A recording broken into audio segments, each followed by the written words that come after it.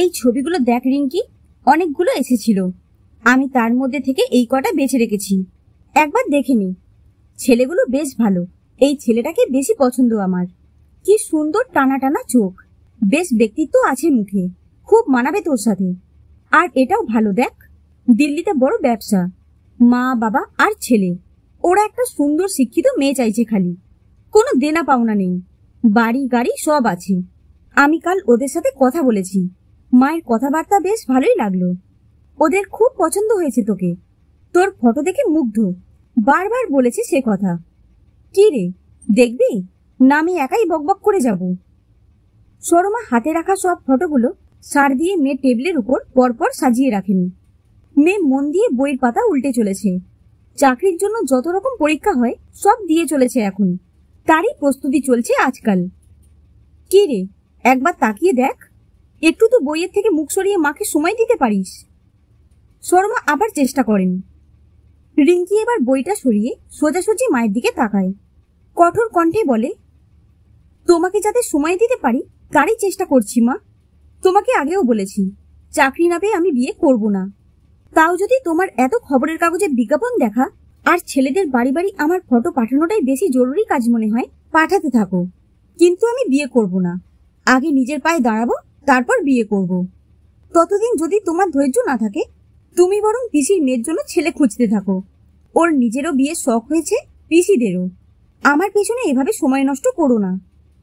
ফটোগুলোর দিকে না তাকিয়েই সবগুলো একসাথে জড়ো করে মায়ের হাতে ফিরিয়ে দেয় রিঙ্কি।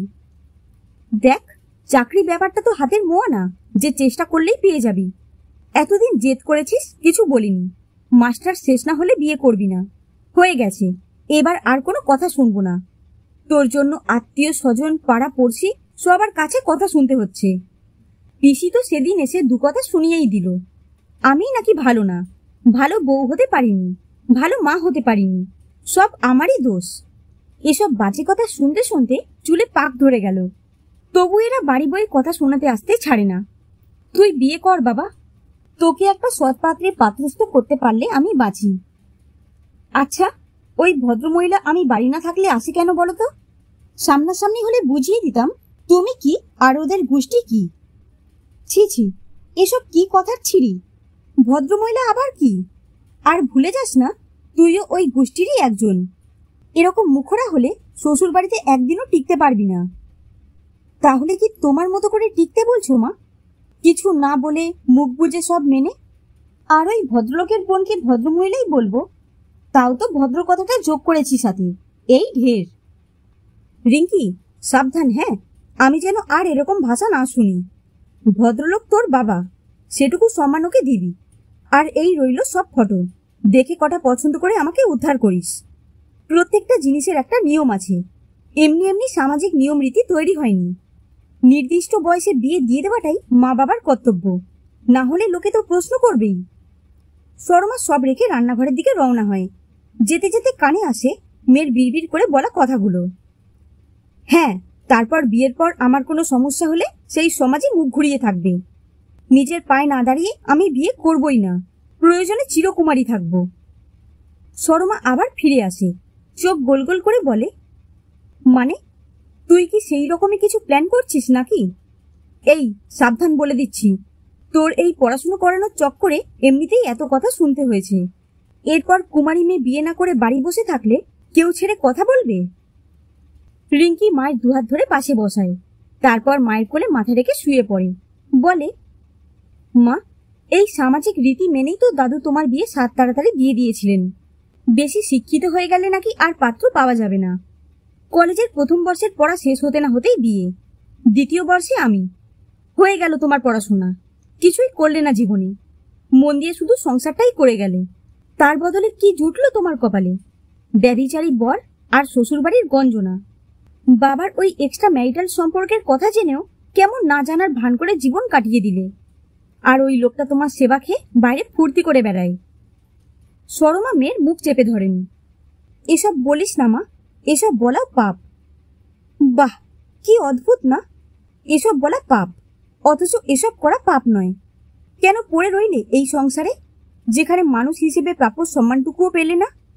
কেন আমাকে নিয়ে বেরিয়ে গেলে না এই বাড়ি থেকে? পারোনি আমার জন্য, তাই না? আমি অনেকবার তোমাকে ঠাকুর ঘরের দরজা বন্ধ করে কাঁদতে শুনেছি। তুমি কতবার ঠাকুরকে বলেছ, মেয়েটা না থাকলে কবে গলায় দড়ি দিয়ে মরে যেতাম। মেয়েটাকে কোনো রকম মানুষ করে দিতে পারলেই আমার ছুটি। কেন মরে যেতে মা, আমি না থাকলে? আমি ছাড়া কি তোমার অস্তিত্ব নেই? সারা জীবন সবকিছু হয় বাবার জন্য, নয় আমার জন্য। তুমি নিজের জন্য কেন কোনোদিন ভাবোনি? আসলে ভাবতে পারোনি, কারণ তোমার যাওয়ার কোনো জায়গা ছিল না। বাবার এই অন্য মহিলার সাথে সম্পর্কের কথা তুমি দিদার বাড়ি বা তোমার শ্বশুর বাড়ির কাউকে নিজেও বলনি, আমাকেও বলতে দাওনি। ভেবেছ জানাজানি হলে যদি বাবা আমাদের ছেড়ে পুরোপুরি ওনার কাছে চলে যায় বা আমাদেরই বাড়ি থেকে বের করে দেয়? ভেবেছ জানাজানি হলে বাইরের লোক কি বলবে তোমায়? সত্যি করে বলো তো, আজ যদি তুমি চাকরি করতে, তোমার নিজের একটা ঘর বানানোর ক্ষমতা থাকতো, তাহলে কি এই জীবনটা মেনে নিতে মা? সরমা নীরবে চোখের জল মুছতে থাকে। মেয়ের প্রতিটি কথাই তো সত্যি। সত্যি তো, ও বেরিয়ে যেতে পারেনি সবকিছু ছেড়ে, দাঁতে দাঁত চেপে পড়ে থেকেছে মেয়েকে শিক্ষিত করে নিজের পায়ে দাঁড় করিয়ে নিজে যা হোক করে বাকি জীবনটা কাটিয়ে দেবে বলে। কিন্তু সেখানেও সমাজের প্রতিটি মানুষের কথা। বিয়ের বয়স হয়ে গেল, এখনো মেয়ের জন্য পাত্র দেখনি? বেশি পড়াশুনো করে কি হবে? সেই তো হাঁড়ি ঠেলবে। মেয়েদের বেশি শিক্ষিত হতে নেই, তাহলে সংসার টেকে না। আজকের দিনে এত ডিভোর্স হয় কেন বলো তো? আগে তো এত হতো না।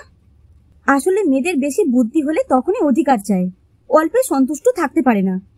তাছাড়া তোমার মেয়ে তো ডানা কাটা সুন্দরী নয় যে দেখলেই পছন্দ হয়ে যাবে। সময় থাকতে থাকতে কারো ঘাড়ে ঝুলিয়ে দাও। কি দরকার এত পড়ানোর? নির্দিষ্ট বয়সে বিয়ে দিলে সঠিক সময় বাচ্চা কাচ্চা হবে, সেগুলোকেও তো মানুষ করতে হবে। কেমন মা তুমি? সামাজিক নিয়ম জানো না? নাকি মেয়ে চাকরি করলে তোমাকেও কিছু দেবে, সেই ভরসায় ঘরে বসিয়ে রেখেছ? অসংখ্য প্রশ্নবাণে আর অযাচিত উপদেশে সরমার এতদিনের মেয়েকে নিজের পায়ে দাঁড় করানোর প্রতিজ্ঞাও নিমেষে কেমন যেন টলে যায়। ভাবে, সত্যি বোধহয় মেয়েকে পাত্রস্থ করতে পারলেই সব সমস্যার সমাধান হয়ে যাবে। মা, ও মা! মেয়ের ডাকে সম্বিত ফেরে সরমার। আমি চাকরি করব মা, তোমার জন্য একটা ঘর বানাবো, যে ঘরের নেম প্লেটে থাকবে তোমার আর আমার নাম।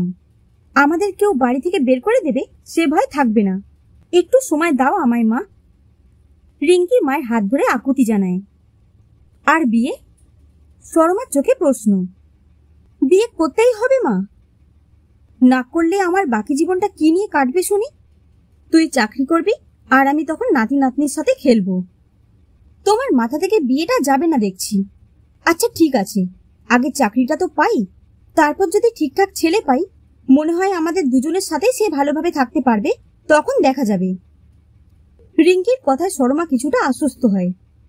নাও, তোমার পেয়ারের ননদ ফোন করেছে, ধরো আর ওই ঘরে গিয়ে কথা বলো। পরশু রেলের পরীক্ষা আছে, অনেক পড়া, এত জিকে মনে রাখাই দায়। মুখ বেঁকিয়ে মোবাইলটা মায়ের হাতে ধরায় রিঙ্কি। হ্যাঁ দিদি, বলছি কি, ছেলেদের অনেক ফটো জমে গেছে গো ঘরে। তুমি যদি বুলার জন্য দেখতে চাও আমি না হয় পাঠিয়ে দেব। রিঙ্কির এখন বিয়ে দেব না গো। চাকরি পাবে, বাড়ি বানাবে, তারপর যদি কোনো বিবাহযোগ্য ছেলে থাকে তখন না হয় ভেবে দেখবে। সেটাও ওই না হয় ঠিক করবে। যোগ্য পাত্রী নিজের জন্য যোগ্য ব্যবস্থা নিজেই করে নিতে পারবে গো। পাশের ঘর থেকে মাকে এই প্রথম তার ননদকে যোগ্য জবাব দিতে শুনে রিঙ্কির খুব আনন্দ হয় মনে, জোরে জোরে পড়তে থাকে। ভারতের প্রথম মহিলা ট্রেন ড্রাইভারের নাম সুরেখা যাদব।